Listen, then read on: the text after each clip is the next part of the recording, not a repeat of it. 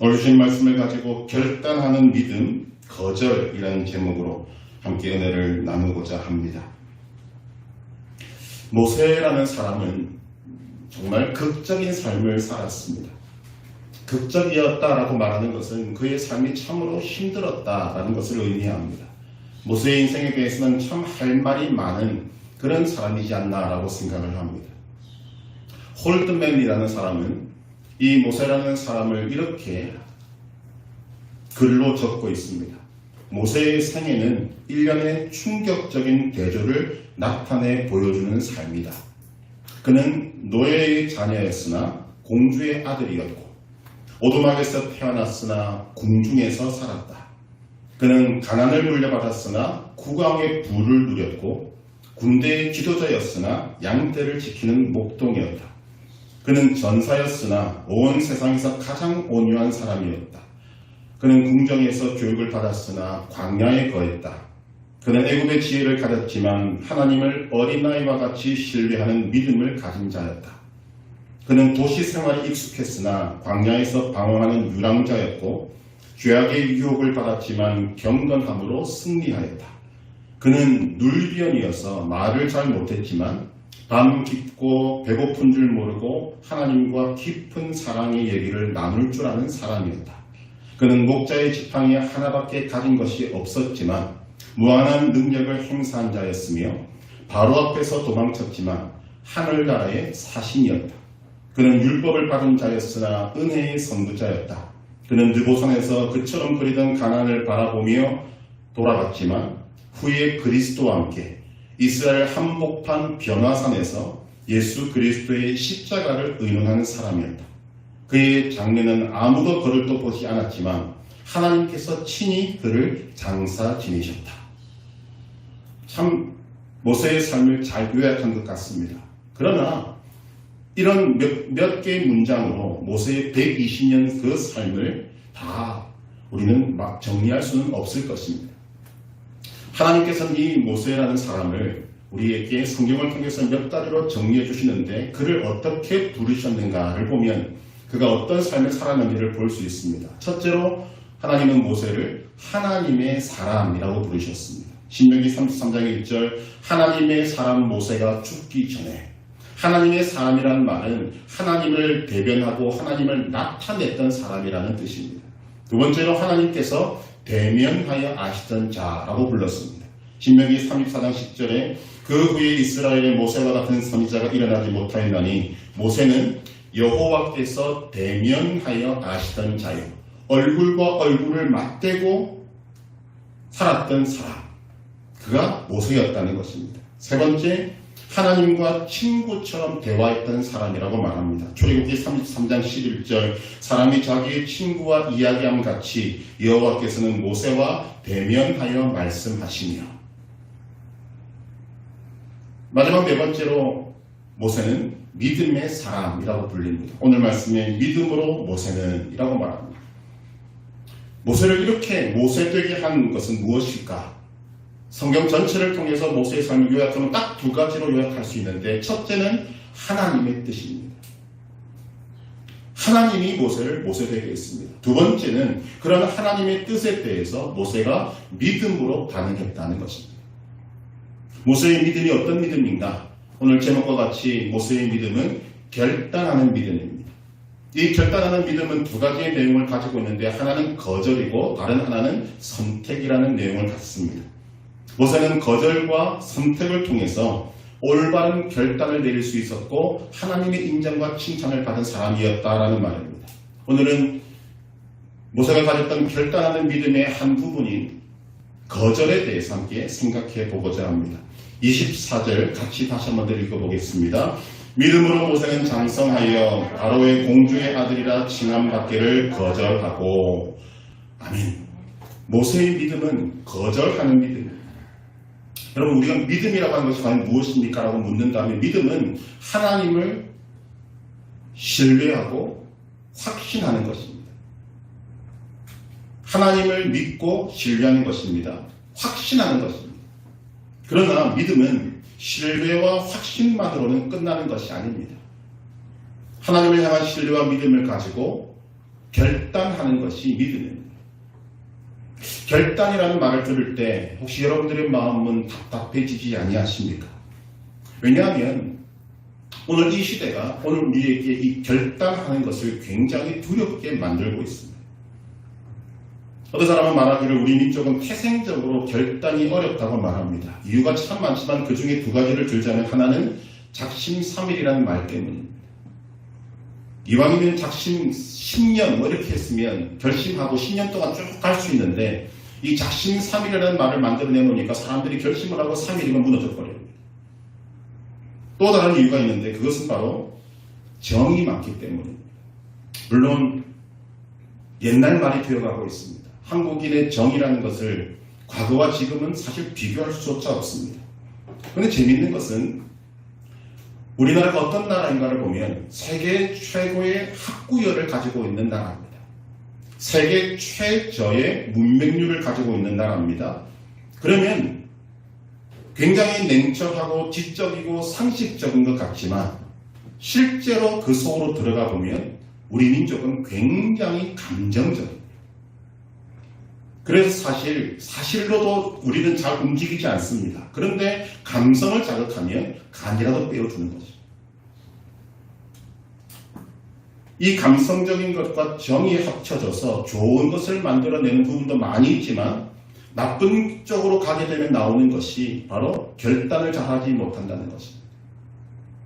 어떤 무엇인가를 마무리를 잘 짓지 못한다는 것입니다. 대부분의 사람들을 물어보면 다른 사람들의 말에 거절하는 것을 굉장히 어려워합니다. 다른 사람들의 말을 거절하는 것도 어렵지만 자기 자신에게도 결단하지 못하고 거절을 못하는 것을 우리는 참 많이 보게 됩니다. 우리는 어젯밤에 자고 오늘 아침에 일어났습니다.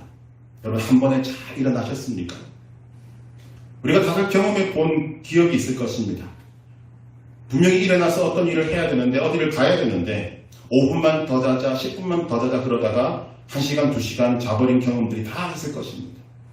엄밀히 따지면 왜 그런 일이 벌어지는가? 결단을 못해서 그렇습니다. 우리는 매일 매 순간 그리고 모든 일에 결단을 사실은 강요받는데 무엇을 먹을까 무엇을 입을까 넥타이는 무슨 색깔을 낼 것인가 어떤 신을 신을 것인가 뭐 어떤 것이든지 우리에게 이 선택하고 결정하는 일은 다가오게 되어 있는 것입니다. 사실 이 결단은 우리의 삶에 있어서 굉장히 중요합니다. 우리 모두 올바른 결단을 제때 하지 못해서 좋은 기회를 놓친 경험들이 많이 있을 것입니다. 그때 결단을 했으면 문제도 되지 않을 것이고 그런데 미루다가 큰 문제가 되고 어려움을 맞닥뜨리고 나서는 내가 원하지 않는 선택을 할 수밖에 없는 그런 상황에 놓인 적이 우리 인생에 많이 있는 것입니다. 그때 결단했으면 좋은 기회를 붙잡고 일도 쉽게 할 수 있는 것을 미루고 결정을 못하다가 좋은 기회 좋은 것들 다 놓치고 쉽게 할 수 있는 일을 어렵게 하는 경우들도 우리 인생에 참 많이 있습니다. 결단을 잘하는 것은 중요한데 이유가 무엇인가 하면 오늘 우리의 삶을 결단이 결정짓기 때문입니다. 삶을 바라보면 어떤 사람이 결단을 잘하는가? 일반적으로 좀 성숙한 사람이 결단을 잘합니다. 미성숙한 사람은 결단을 잘 못하고 있습니다. 이러한 현상은 믿음도 마찬가지인 것입니다. 믿음이 성숙되다 성숙되지 못하다는 것을 판가름하는 기준이 여러 가지가 있을 수 있겠지만 그 중에 하나가 결단을 제때에 바르게 할 수 있느냐 아니면 미루느냐 이것이 굉장히 중요한 요소가 된다는 것입니다. 다시 한번 말하지만 왜 결단이 우리에게 중요합니까? 결단은 현재의 내 모습을 만들어내기 때문입니다. 오늘의 결단은 오늘과 내일의 나의 모습을 만들어냅니다. 지금 이 시간 우리는 함께 모여서 예배 드리고 있습니다. 이 모습은 우리의 작은 결단의 산물입니다.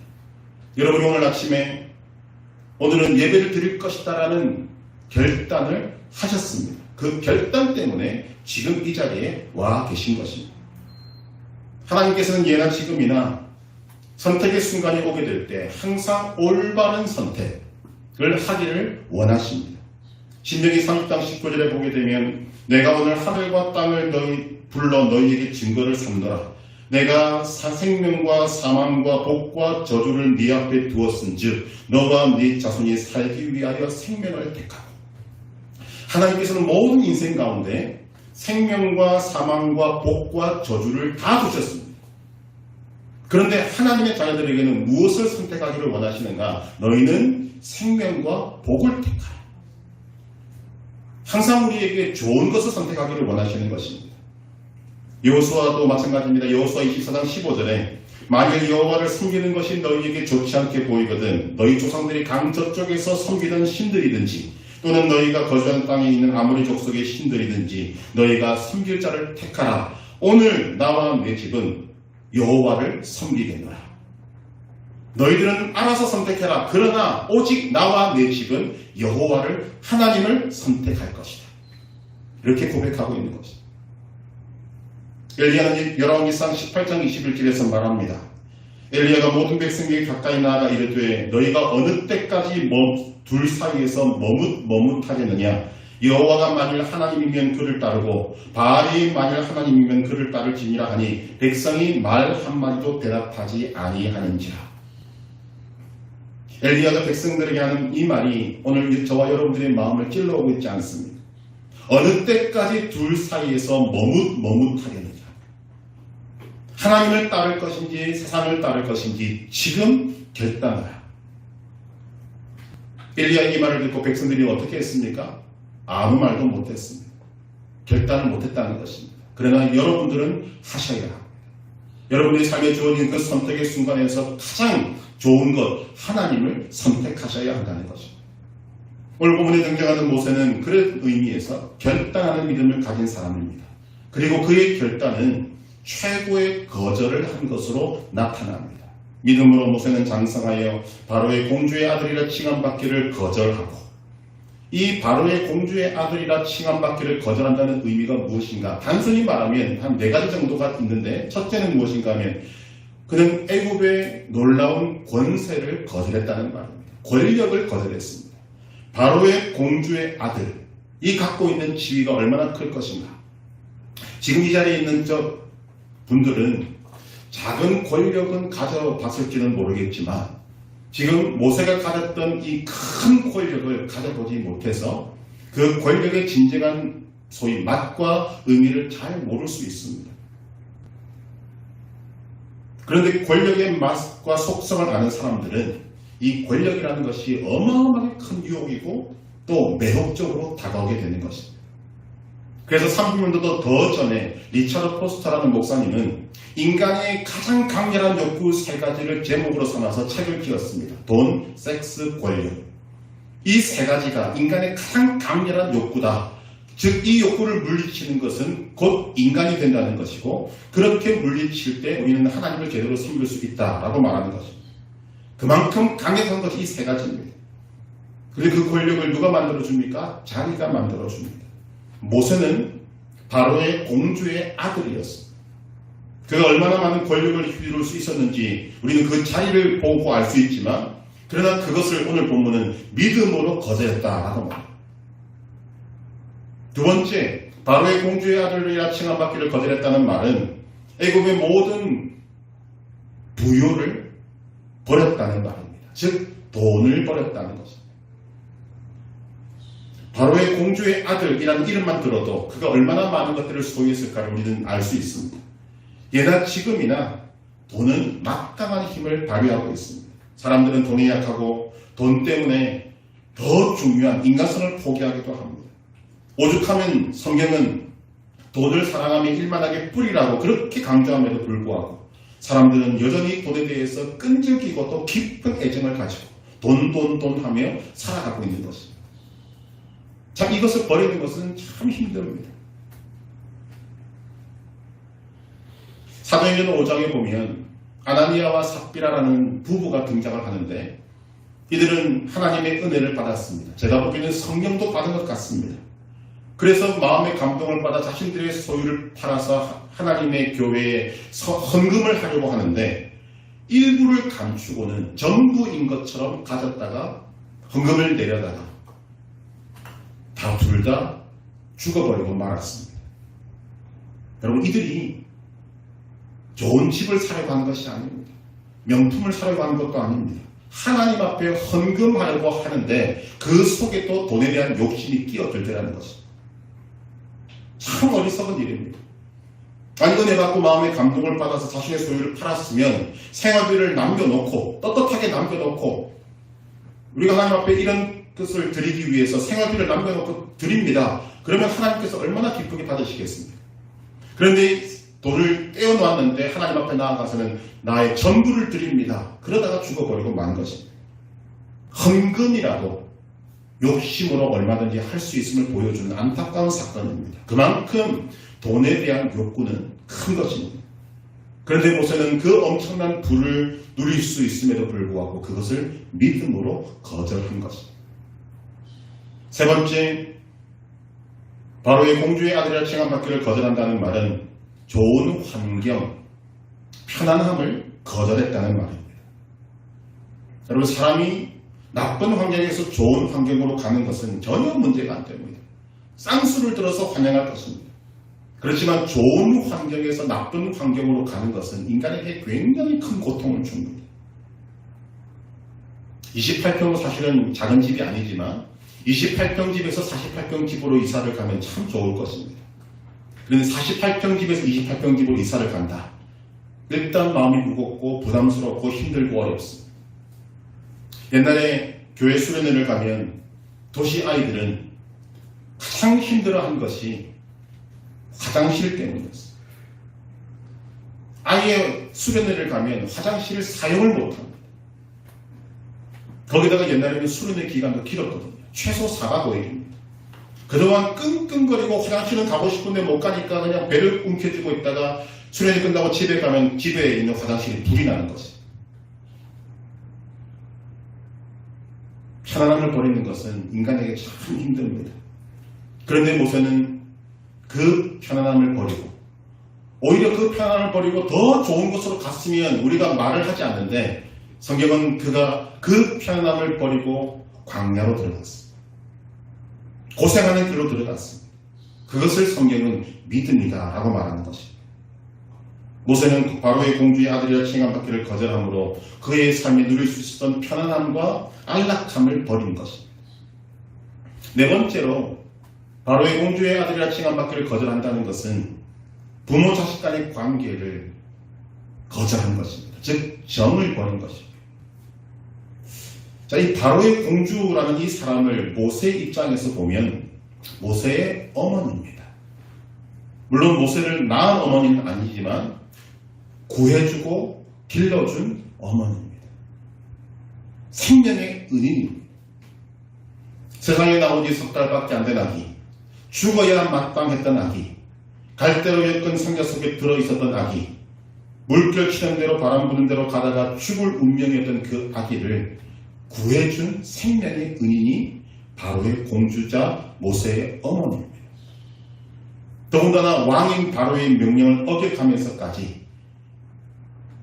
애굽의 노예였던 이스라엘 민족의 아이를 강에서 건져내어서 치마폭에 싸서 키워주었던 사람이 바로 이 바로의 공주라는 사람입니다. 모세는 40세까지는 이 바로의 공주인 어머니와 함께 있었는가 아니면 그 어머니 영향력이 있었던 것이 분명합니다.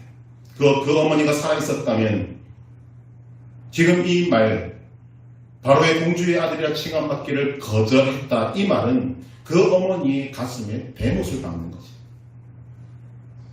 그런데 그것을 거절하고 그는 믿음으로 그 어머니를 떠난다 그 말입니다. 오늘 이 모세가 우리에게 보여주는 것이 무엇인가? 믿음은, 하나님이 기뻐하시는 믿음은 거절로부터 출발한다는 것입니다. 우리는 거절을 참 잘해야 합니다.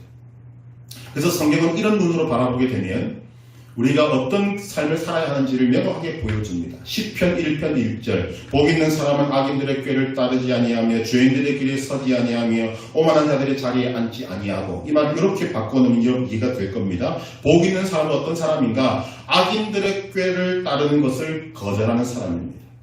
복 있는 사람은 죄인들의 길에 서는 것을 거절한 사람입니다. 복 있는 사람은 오만한 자들의 자리에 앉는 것을 거절하는 사람입니다.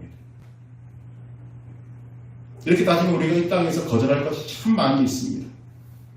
모세는 바로의 공주의 아들이라 칭함받기를 거절했습니다. 그런데 거절은 무턱대고 하는 것이 아닙니다. 내 기분에 따라서 이렇게 하고 저렇게 하고 하는 것이 아닙니다. 우리가 거절을 잘 하려면 명확한 기준이 있어야 합니다. 명분이 있어야 한다는 거죠. 이를 위해서는 반드시 기준이 있어야 하는데 그 기준이 무엇인가? 하나님의 말씀이고 하나님의 뜻입니다. 하나님은 이 성경을 통해서 우리에게 하나님의 뜻을 분명히 밝혀주고 있습니다. 이 뜻을 제대로 알아야 우리는 믿음으로 거절할 명분과 근거를 가지게 되는 것입니다. 요한일서 2장 15절에서 17절 말씀 읽어드리면 이 세상이나 세상에 있는 것들을 사랑하지 말라. 누구든지 세상을 사랑하면 아버지의 사랑이 그 안에 있지 아니하니 이는 세상에 있는 모든 것이 육신의 정욕과 안목의 정욕과 이생의 자랑이니 다 아버지께로부터 온 것이 아니요 세상으로부터 온 것이라. 이 세상도 그 정욕도 지나가되 오직 하나님의 뜻을 행하는 자는 영원히 거하느니라. 하나님의 뜻과 세상의 뜻을 명확하게 구분짓고 있습니다. 하나님의 사람이 믿음으로 살려면 하나님의 뜻과 세상의 뜻이 어떻게 다른지를 알아야 한다는 것입니다. 하나님이 좋아하는 것이 무엇이고 하나님이 싫어하는 것이 무엇인지를 알아야 합니다. 하나님이 사랑하는 것이 무엇이고 하나님이 멸시하는 것이 무엇인지를 알아야 바른 판단을 할 수가 있는 것입니다. 그런 사람만이 바른 결정을 할 수 있습니다. 모세가 이렇게 놀라운 바로의 공주의 아들이라 칭함받는 그것을 버릴 수 있었던 근거가 무엇인가? 그는 하나님의 뜻을 알았기 때문입니다. 하나님의 마음을 알았기 때문입니다. 그래서 그 엄청난 것을 거절할 수 있었던 것입니다. 모세는 바로의 공주의 아들이라 칭함받기를 거절했습니다. 왜 그걸 거절할 수 있었는가? 하나님을 따르기 위해서, 하나님의 뜻을 따르기 위해서. 이것이 중요한 것입니다. 하나님의 뜻을 따르는데 권력이, 돈이, 편안함이, 그리고 정이 방해가 되고 발목을 붙잡기 때문에 거절하는 것입니다. 우리는 이 부분을 좀 잘 새겨들을 필요가 있습니다. 사람마다 다릅니다. 권력이 있어도 하나님의 뜻을 따르는데 방해가 되지 않는 사람은 분명히 있습니다.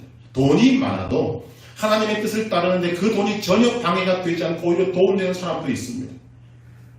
즉 권력이나 돈이나 편안함이 문제가 아니라 그의 삶에 임한 하나님의 뜻이 무엇인가, 이것이 더 중요한 것입니다. 우리가 잘 아는 요셉이라는 사람은 애굽의 총리였지 않습니까? 하나님은 그에게 그 총리의 권력을 내려놓으라고 말씀하신 적이 없습니다. 분명한 것은 오늘 나의 삶에 하나님의 뜻이 있는데 그 뜻을 행함에 있어서 그것이 방해가 되느냐 되지 않느냐, 이것이 중요한 것입니다. 여러분은 여러분을 향한 하나님의 뜻을 따르기 위해서 여러분 거절을 제대로 하고 계십니까? 하나님의 뜻을 따르는데 방해가 되는 것들을 여러분들의 삶에 거절하고 계십니까? 몇 가지 간단한 예를 들어드리면 이런 것입니다. 내 마음속에 성경을 읽어야지라는 마음이 있는데 또 다른 한 마음은 TV에 재밌는 것 하는데 라는 마음이 둘이 충돌을 할 때 여러분 TV 보는 것을 거절하고 성경 읽는 것을 선택하실 수 있으십니까?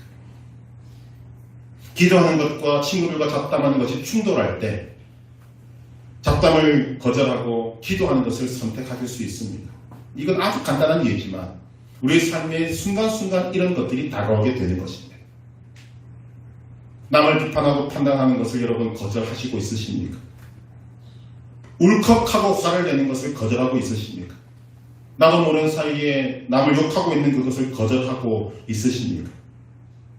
여러분들의 삶에 가까운 사람에게 화를 내고 토라지고 삐지고 남의 속을 긁는 것을 여러분들 거절하고 있으십니까? 이 거절은 우리의 모든 삶에 항상 하나님의 뜻을 바라보고 하나님의 뜻을 지금 내 삶에 내 감정이 내 어떤 욕구가 그것을 방해하는가 발목을 붙잡고 있는가를 바라보고 그것을 끊는 것을 말하는 것입니다. 데살로니가후서 5장 16절에서 18절 말씀 우리에게 하나님의 뜻을 분명히 밝혀주고 있습니다. 항상 기뻐하라, 쉬지 말고 기도하라, 범사에 감사하라. 이것이 너희를 향하신 그리스도 예수 안에서 너희를 향하신 하나님의 뜻입니다. 항상 기뻐하는 것이 하나님의 뜻입니다. 그런데 지금 내 가까이에서 나와 함께 있는 사람에게 내가 지금 화를 내는 것이 항상 기뻐하는데 도움이 되는가? 아니면 화를 내고 싶어도 끊을 수 있는 것이 오늘 모세가 가진 믿음이라는 것. 거절하는 믿음. 하나님은 내가 항상 기뻐하기를 원하시는데 이 말은 내 영이 건강하고 지금 아름다운 모습을 갖추고 있어야 하는데 그것을 방해하는 어떤 세력들이 나를 힘들게 하고 어렵게 하고 고민에 빠지게 만들고 걱정할 때 그것을 거절할 수 있느냐? 지금 우리에게 이것을 묻고 계신 것입니다. 하나님께서는 여러분들에게 도움이 되지 못하고 하나님의 뜻에 방해가 되는 것이 있을 때 거절하라는 자극을 주십니다.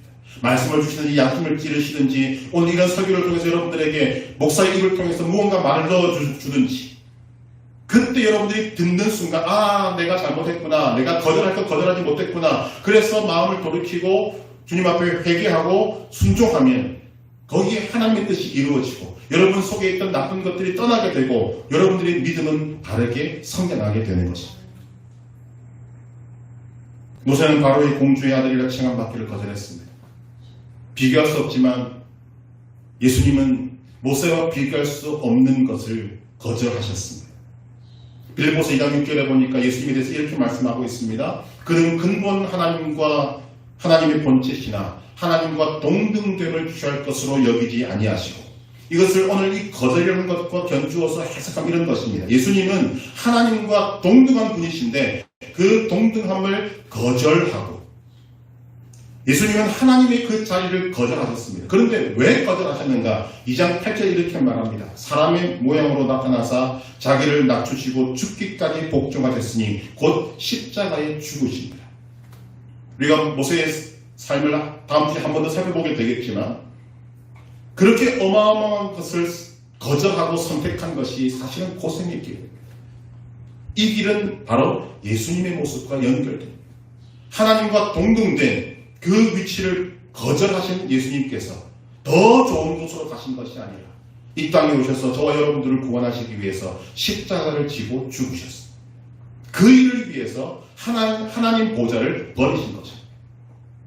그런 하나님께서 오늘 저와 여러분들에게 하나님의 뜻, 하나님의 그 사랑, 하나님의 그 마음을 방해하고 여러분들의 믿음이 자라는 것을 방해하고 여러분들이 건강한 영으로 살아가는 것을 방해하는 모든 것들에 대해서 하나님은 거절하라고 말씀하고 계신 것입니다. 하나님의 뜻을 알고 하나님의 뜻에 방해되는 것을 거절할 수 있기를 바랍니다. 하나님과 바른 관계에 방해가 되는 것을 여러분 거절할 수 있기를 바랍니다. 나의 믿음이 자라는데 방해가 되는 것을 여러분 거절할 수 있기를 바랍니다. 나의 영이 건강하고 성숙하게 되는데 방해가 되는 것들을 거절할 수 있게 되기를 바랍니다. 이런 거절을 여러분들의 삶의 작은 것부터 하나씩 하게 될 때 여러분 그 거절의 자리를 통해서 떠나간 그 어둠의 자리를 믿음이 채우고 영이 채우고 성령이 채우고 하나님의 말씀이 채우고 그래서 우리가 자라게 되고 우리가 건강하게 되고 우리가 강건하여져서 하나님의 뜻을 이루는 하나님의 사람으로 변해가게 되는 것입니다. 이제 그런 사람으로 자라가게 될 때 여러분들이 있는 그곳에 놀라운 하나님의 뜻이 이루어지게 되는 것입니다. 오늘 하나님이 원하시는 것이 무엇인지를 우리가 영으로 깨달을 수 있기를 원하고 그냥 듣고 마는 것이 아니라 여러분들의 삶에 이런 부분들에 대한 결단들이 아름답게 이루어지기를 바랍니다. 세상을 그냥 살아가지 마시고 나를 향한 하나님의 뜻이 무엇인지 하나님이 나에게 원하시는 것이 무엇인지 정말 하나님은 내가 이 세상에서 정말 기쁘고 즐겁게 하나님 나라를 살아가기를 원하시는구나. 그리고 이 눈으로 우리의 삶을 바라보면 여러분들의 삶을 이 아름다운 삶에서 꺾어버리고 무너뜨리는 방해하는 것들이 수두룩하게 보일 것입니다. 그것들을 기회 주시는 대로 끊어가는 것입니다. 걱정무신 염려를 끊어버리고 또한 불안, 초조, 두려움을 끊어버리고 남을 판단하고 비판하는 것 끊어버리고 하나님의 말씀을 읽고 싶어하는 그 마음을 무너뜨리는 다른 여러 가지 것들을 끊어버리고 그럴 때 하나님의 은혜와 평강과 복이 여러분들에게 임하게 되는 것입니다. 오늘 하나님 주신 이 귀한 말씀 우리는 모세를 통해서 그가 얼마든지 누릴 수 있었던 바로의 공주의 아들이라 칭함받기를 거절한 모세를 통해 오늘 나에게 주시는 하나님의 마음을 전달받을 수 있기를 원합니다. 하나님께서 우리가 얼마나 기쁘게 살아가기를 원하시는지, 하나님께서 우리가 이 땅에서 얼마나 평안하게 살아가기를 원하시는지, 그리고 그 하나님의 뜻에 방해가 되고 발목을 붙자는 그 어떤 것도 여러분 삶에 허용하지 마시고 믿음으로 결단하시고 믿음으로 거절하셔서 이제는 그 모든 것에서 자유롭고 또한 아름다운 복된 삶으로 하나님께 영광 돌릴 수 있기를 주님의 이름으로 축복합니다.